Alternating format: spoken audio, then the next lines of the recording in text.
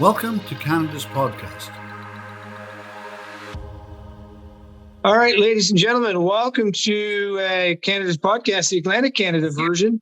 And my name is Rivers Corbett. I'm your host, and I'm pleased to introduce to the show today, go straight from Lower Sackville, Nova Scotia, Mr. Anthony McNeil. Welcome, sir.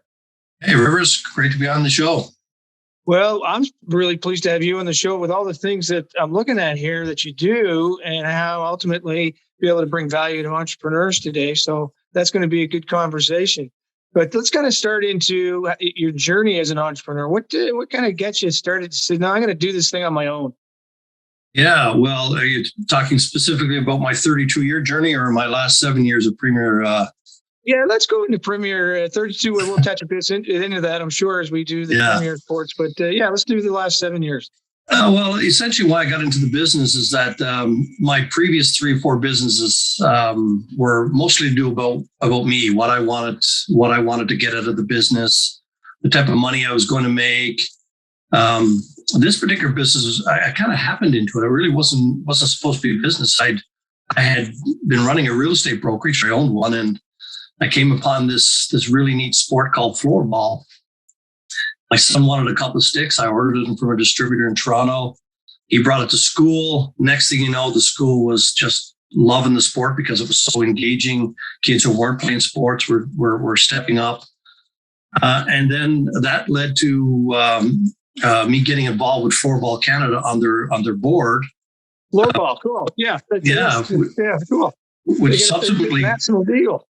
Yeah, well, I was the East Coast representative for this sport that nobody knew about. Yeah. Because I was so involved with hockey as a coach and as a referee, I got the privilege of traveling with Hockey Canada over to Sweden in 2014 to look at the World Floorball Championships. Cool. Because Hockey Canada was vetting the sport to see if it's something they'd want to partner with or a sport that they could bring into their association. And it turns out when I went there, it was just a game changer for me. 10 to 14,000 people in rinks built just for floorball, 400,000 registered members in Sweden playing floorball, semi-pro players. Anyway, long story short, Hockey Canada decided to use floorball and branded a school curriculum to help kids, get an early starter sport type of thing in their sport. And that led me to going out to more schools while I ran my real estate brokerage and just connecting with teachers. And the teachers loved it. They bought the equipment, they put it in their schools. School board now reaches out to me and wants to do some kind of jamboree with all the schools. Subsequently, the parents and the school teachers were saying, hey, where can the kids play this sport in the community? Wow. There was really nowhere. And here I was in my real estate business. The entrepreneur in me said, hey, well, I can do this. Well, let's set up a couple of leagues. I coached hockey for 12 years. I was on some of the executives in the minor hockey associations. I knew what worked, what didn't work. And I just decided that, hey, this might be a good side hustle for me. I could just really sell gear and get these kids playing this really cool sport. And so I couldn't do it on my own because it involved a number of different components of business. So I was part of a men's group. It was actually a men's Christian business group. And 2 gentlemen on that group, one owned their own marketing agency, Responsive Media, and the other one worked with Athletes in Action. So I convinced the guys to jump on board, and we built the leagues, we did the marketing, and we found the software, and before you know it, we had the start of a floorball league, and we just ran it like it was. For a sec there, Anthony. When you say floorball for the audience, how's that different than street hockey? Yeah, great question. It's a question I get all the time. And there are a number of differences, mostly nuances, but essentially floorball is a sport that's been around for 40 years, started in Scandinavian countries. It's actually a soccer sport that plays and looks like floor hockey. Okay. If you were to just look in at kids playing in the gym, you'd think they were playing ball hockey. A little difference. The sticks are a little different. They're more or less up to your waist in height, maybe a little higher. There's a wiffle ball. It's a composite stick with a really cool web blade. But if you were to play the sport, you would notice the soccer similarities. The big differentiator is the stick in that in floor ball, the stick is considered an extension of your arm. So like soccer and the leg, you're not allowed to hack the stick. You're not allowed to pin the stick. You're not allowed to lift the stick. It's ball contact first. So very much in soccer, you don't connect with the leg first. You have to make contact with the ball first, and after that, it goes on. And so there are different things like if you do make ball contact with the or stick contact, the ball becomes free and goes to the opponent. There's an advantage. And most of the infractions are fouls. So it's a loss of possession. Other team gets ball. Infracting team moves back 10 feet and play resumes. So how big's the ball? Pardon? How big's the ball? It's a wiffle ball. It's probably 3.5 inches hollow ball with dimples and holes in it, right? Very much pickleball almost. Yeah, okay, cool. It's got dimples on it, whereas a pickleball is smooth, and so very lightweight. I think it's like 3.5 ounces or something. So cool. So that's the biggest difference, really. Yeah, and you're building a league. Are you building a league right now? Or are you selling franchises that ultimately you're encouraging them to go out and build leagues in their communities? Yeah, the latter right now, but that wasn't the game plan. The game plan was just to build a league. And then we started getting, calls from different communities saying, "Hey, how do we do this?"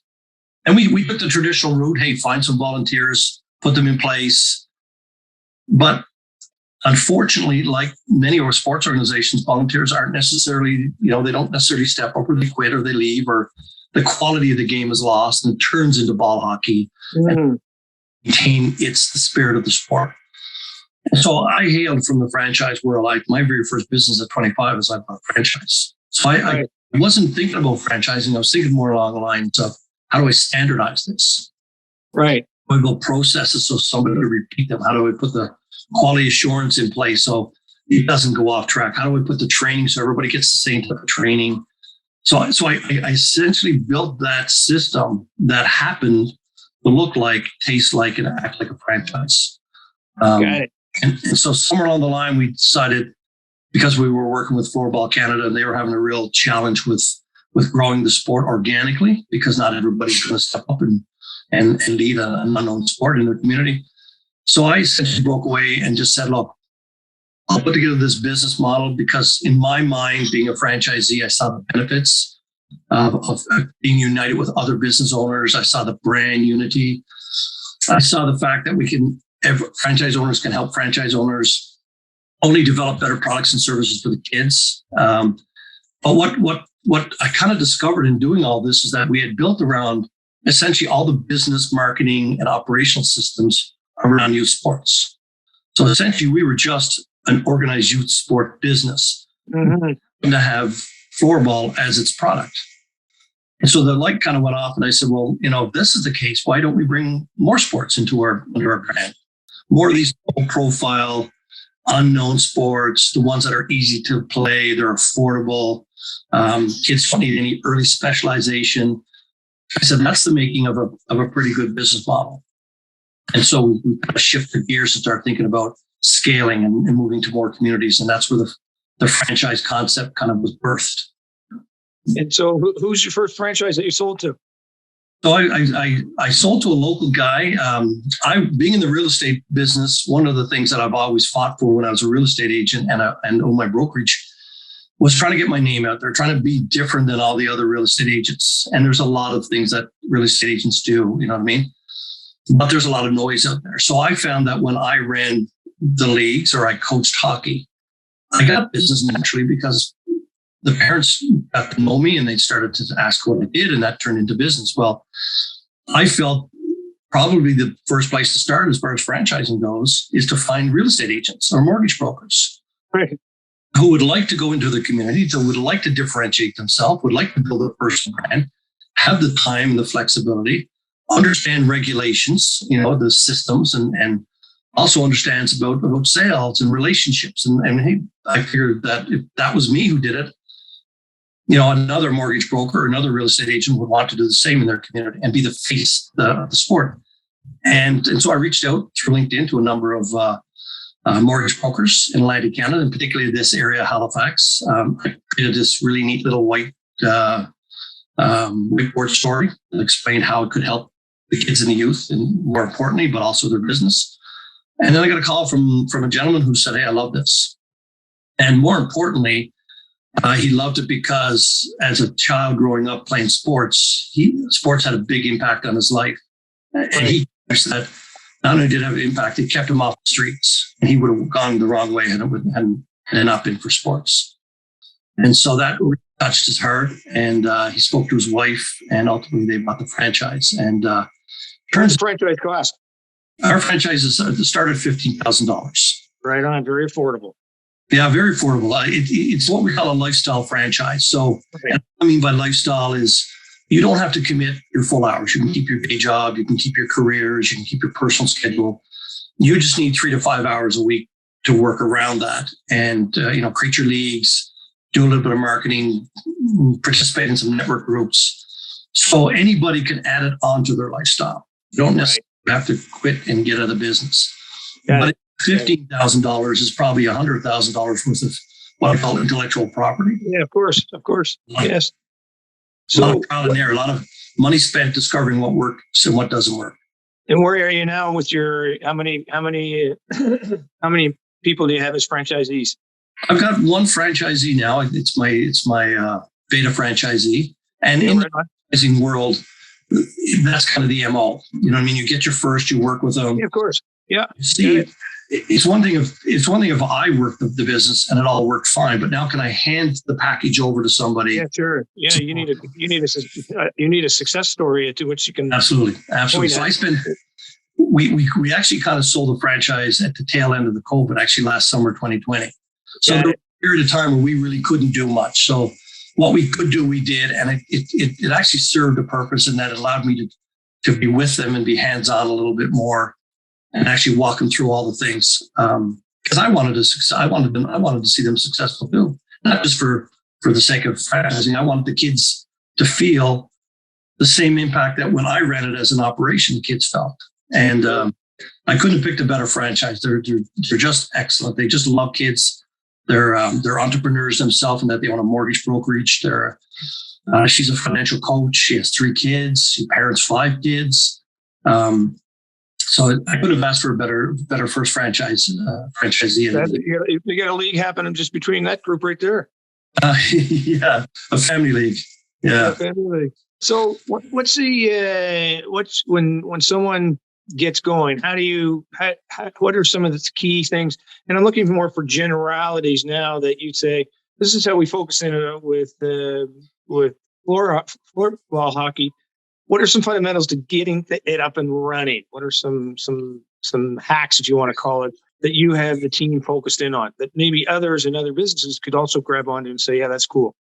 Yeah, I guess it all starts with the individual. I mean, what business doesn't? Right. You've got to be able to have some grit. You've got to have some resilience. You've got to have some determination. And that just doesn't come because you tell yourself to be like that. There has to be, that generally is a result of believing in the business. Right. Believing in the products. And I call it the big why. You know what I mean? It's why are you in this business of organized youth sport? Mm-hmm. Going into a business that has sports that are relatively unknown. You're going up against some of the main sports out there. You're fighting for parents' times. If that why isn't there, if you don't buy into that why, and you don't see the opportunity to impact kids, in our case, it may be different for different businesses out there, then it's going to be somewhat of a what. In other words, what can you provide? What do I got to do next? And you can easily get yourself bogged down with the 1,000 details. Right. And get discouraged if those 1,000 details don't get done. We are essentially an event planner for youth sports. There are a lot that go in. Lots of checks and balances, deadlines, dates, ordering, registration. Now, we make it a lot easier because we have a system. But if you get caught up in that, you can spend a lot of time in the weeds and get unmotivated. And so essentially what you want to do is you want to know before we start is we want to know why they want to be part of our organization. Sure. If that doesn't work, then we know there's going to be a little bit of struggle. So that's number one.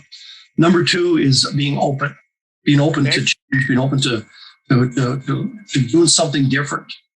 Like Yes.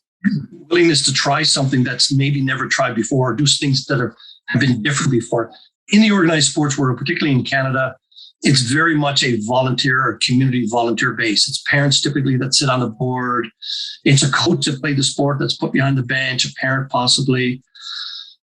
We're coming in from a different angle because we want consistency. We want accountability for our leadership. We don't want turnover. We want quality in our sports. We need somebody to buy into that model. And that means putting an investment up front of capital and an investment of time. And that's an anomaly in the organized youth sports market. It's not that it's not done. It's done in very many independent ways. So there are hockey schools out there, goalie schools, soccer camps, taekwondo. There's a lot of great individuals out there doing their own health and fitness or sport organizations. But there's none that I know of in Canada that are a single brand, literally going across Canada with a unibrand under a franchise system. There is one success story, and I modeled myself somewhat off it, and it's right here, and it's right in your territory. It's the Atlantic Hockey Group, Charlie Bourgeois, and he built a great spring hockey program, post hockey league for a lot of youth over the years, and he was in every community in Atlantic Canada with spring hockey. So essentially, he did it corporately, but it was all under the Atlantic Hockey Group. So that was somewhat of an inspiration to me to say that, hey, look, here's a guy that just extended the hockey seasons, did it privately, rented the rinks, took all the risk on his own, created the manuals for the coaches, hired the coaches, ran it like a business, and he did very, very, very well for himself.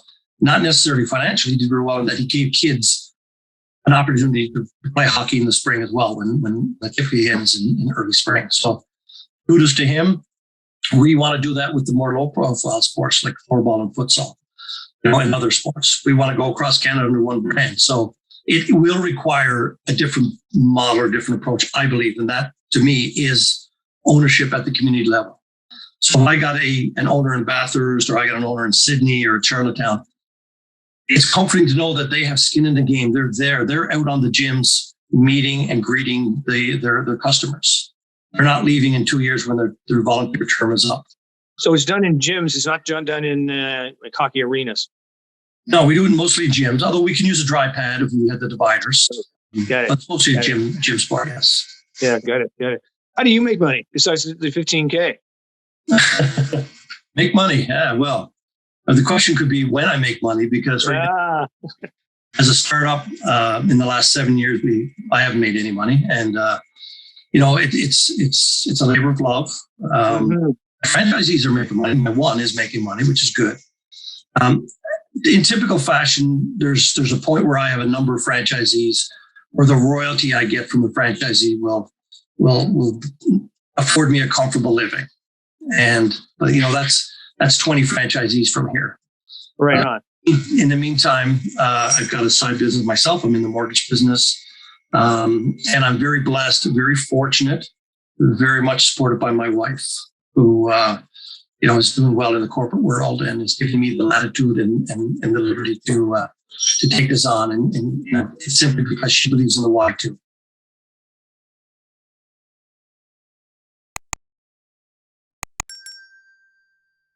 So tell me about you talked about the national organization, and talk to that partnership piece for our viewers, our listeners, about how you utilize outside help who are in the industry to help you to build what it is that you're building. Because a lot of people don't, I forget that you can build strategic partnerships. Yours happens to be one that's already put together and it has some momentum behind it. But can you talk to that? Yeah, well, the good thing about the sport of floorball and any of these low profile emerging global sports like futsal and the other ones, korfball, pickleball, is that there's a small community worldwide. And so anybody that's involved with, let's say, floorball, in my case, are very, very helpful, very open to helping you grow so the sport grows. And so when I reach out to the Floorball Canada, or I reach out to Cambridge Floorball, I reached out to Ottawa for the Ottawa Floorball Club. Arguably competitors at some point. I'm just not there now. I probably won't step on their toes for a while. Even USA Floorball, the International Floorball Federation. Like, these are just organizations that are desperately wanting their sport to grow. And so when I come along with a model that can help make that happen, they're open and willing to do what they can when they can with what resources they can. They're not just everything at me, but they're certainly saying, hey, you know what? Maybe we create a pathway for some of your kids who exit at 16 years old, and we can bring them to the national level. Maybe we can, just give you a great example.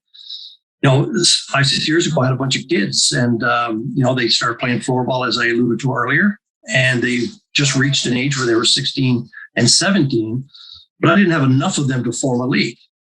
And so what we're doing right now is we're partnering with Floorball Canada and a local gentleman, and we're forming kind of like a Halifax team, which will come in the Floorball League of Canada. And the Floorball League of Canada is a tournament style league where you'll go away on a weekend and you'll be in Montreal, and the 4 cities will get together for a tournament. A month later, you might go down to Toronto. A month later, you might go up into Ottawa, and this all accumulates to the final spring tournament, which Floorball Canada hosts, which is called the Canada Cup Floorball Championships. And that's where the finals will be played amongst other kind of teams that join in recreationally. And so the impetus for us was to say, how do we grow beyond our kids? Well, in partnership with Floorball Canada and some parents who've taken on the responsibility of forming this team, we've now created kind of the very first city team, which is the impetus of that Canadian Floorball League, right? And this is... You play on that team? Pardon? Are you playing on the team? No, yeah. I've aged out. I'll choose that. I won't talk about my inability for endurance, my busted up knees. I'll just categorize it all as I've aged out on that team. So what's the typical age somebody plays the game? Well, in our case, it's the 7-year-olds up to the 16-year-olds. Okay, got it. That's where we've kind of put our stake. Most of the clubs in Canada are more adult leagues. They're 18 and over. And then you can get the odd senior league that might play, and they're 35 and over type of thing. Mostly pick up. Yeah. Now, Ottawa has a really good club. They're starting to work on their youth a little bit more. Cambridge now are starting to bring more youth into the club. And it's they have to, that's where you're going to get the future floorball players. Right now, we're doing a lot of what I call hockey conversion. So when a player finishes their final minor hockey and they're not going on to hockey, they usually flip over to floorball, right? Which is great. They come with some skills, but we're looking to go deeper and groom floorball players. So what's you talked about passion as being important. We talked about partnerships being important as we grow your business in this conversation. What are some other golden nuggets you can bring, I guess, from any part of your journey as being an Atlantic Canadian entrepreneur?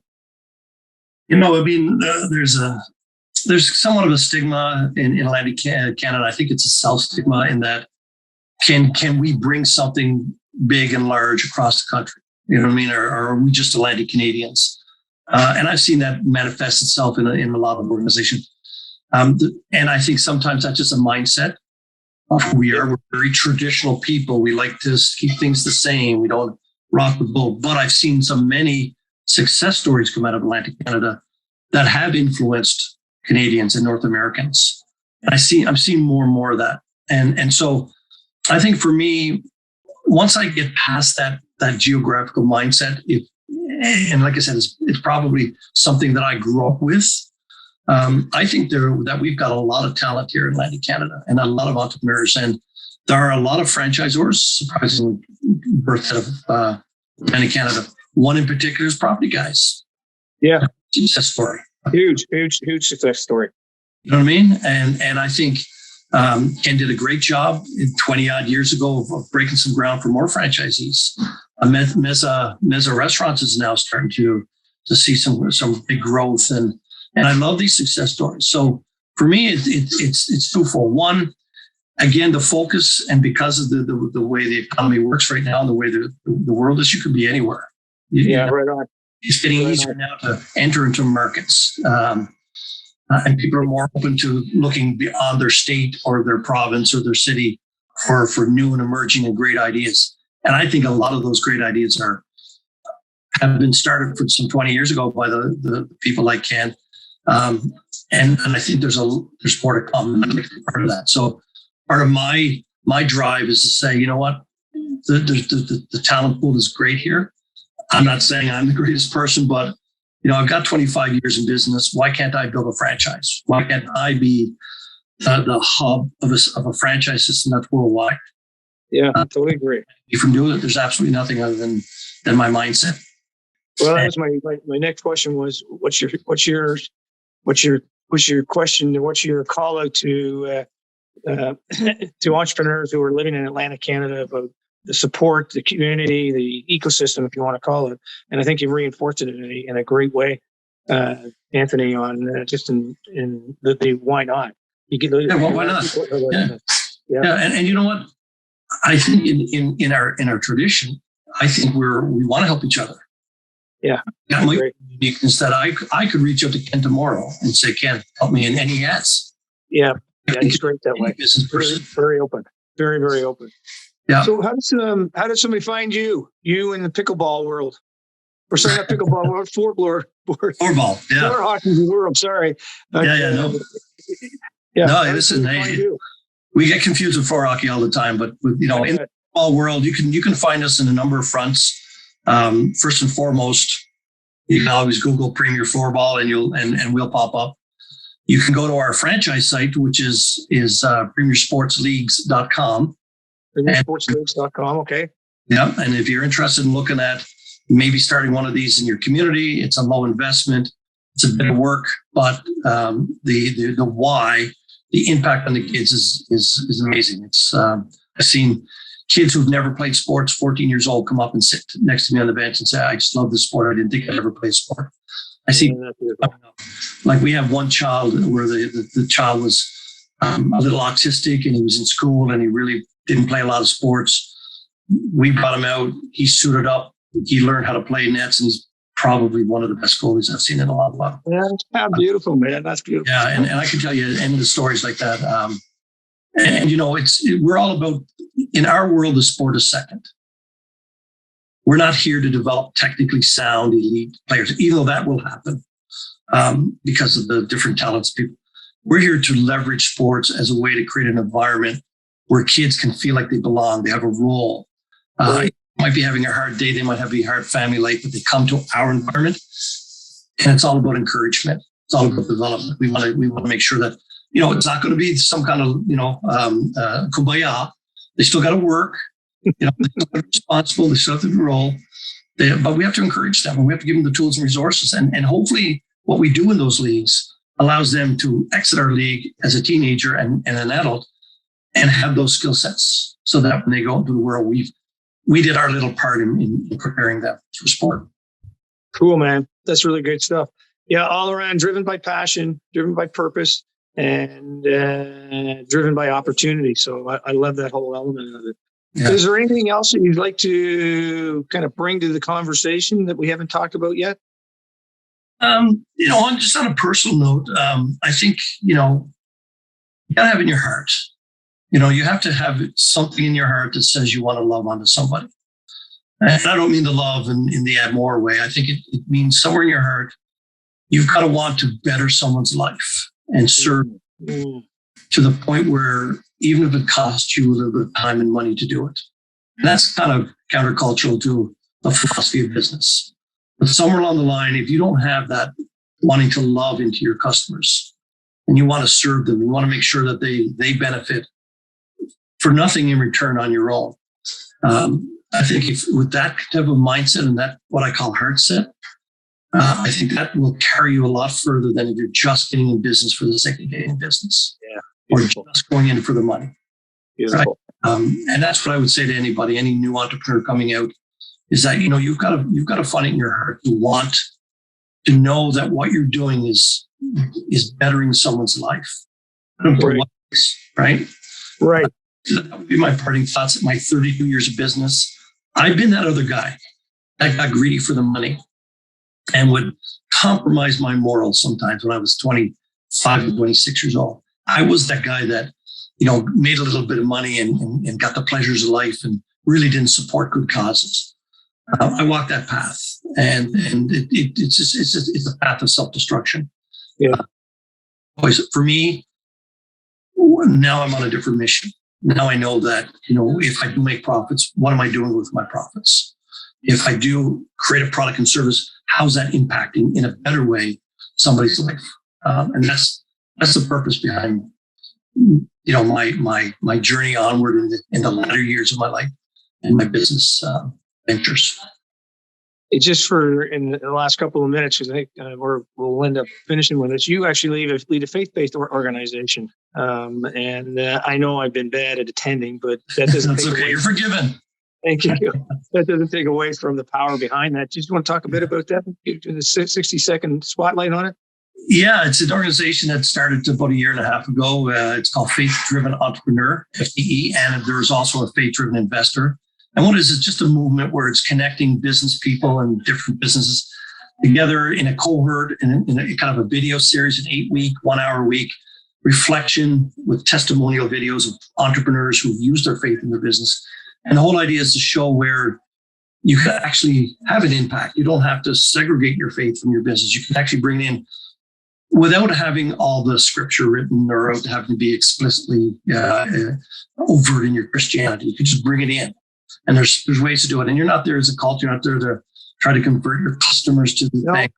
You're there to support work. If you're passionate about Christ and the journey and believer, then this is a neat tool to bring it in. And I think it's important to tell the story because there are many entrepreneurs who are faith-based and I think could take advantage of absolutely. I call it the alpha of business. It's just a way where you can sit down and reflect about how can I be my gifts and talent that I've been given better the community. And that's what I spoke of earlier. How can I love into my customers and my employees? Right on. Yeah. Cool. How do people get in touch with you for that?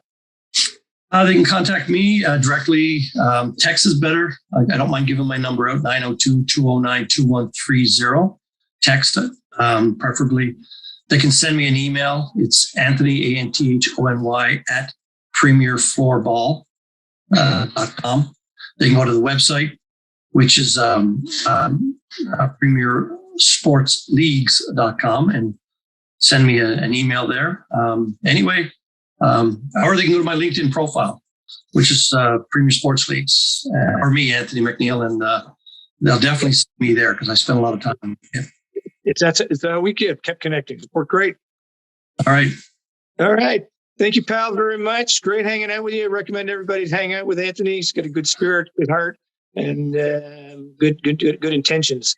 And let's see, you can be second, third, fourth, fifth. Floorball. Yeah, you'll get it, Bruce. Yeah, I know I'll get it. And listen, it's easy. It's a cool sport, and that's what we need to. We'll get the brand name down. It's floorball. Yeah. It's not pickleball. It's not hockey ball. It's floorball, and that's what I'm going to end up on. Floorball. Thank you, Rivers, for the opportunity.